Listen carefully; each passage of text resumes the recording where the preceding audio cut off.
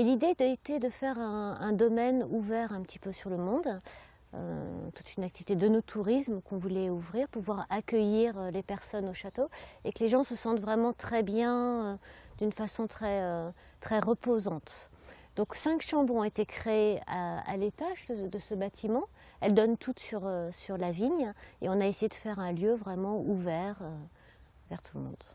En fait, nos hôtes ont l'accès à une salle de billard, à une salle à manger.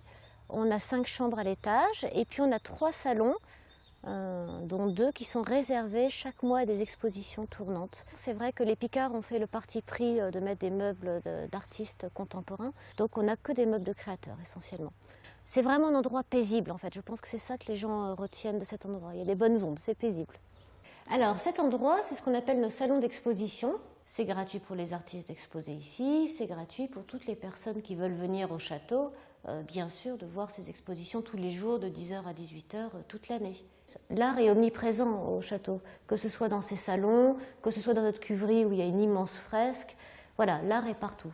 Et c'est vrai que vin et art, ça se combine bien. Je veux dire, matcher l'art et un endroit très calme, très reposant, ça aère l'esprit également.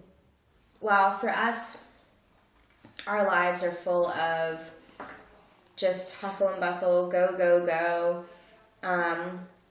And I think the most enjoyable part is complete silence. I mean, even just last night, there was not a sound, not even a cricket outside, and that is almost priceless. It disconnects you from your normal everyday.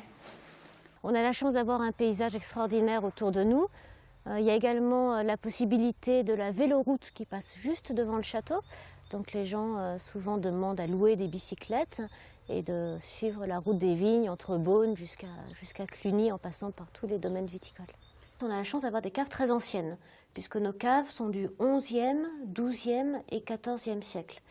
Donc il y a vraiment une différence architecturale entre les 2 premières et la dernière, qui est plus moderne, qui elle va avoir des voûtes magnifiques et des piliers centraux.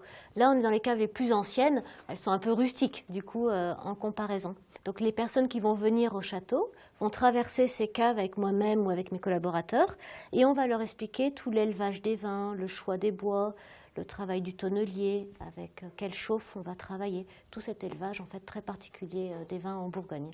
We're from San Francisco, California. Oh, so we stayed in Beaune and we just rode bikes from the Beaune city center and stopped by several small villages here. And we saw in a travel guide that this was a great tour to come to visit and to drink some wine as well. And it was, yeah, we definitely enjoyed it. It's very informative.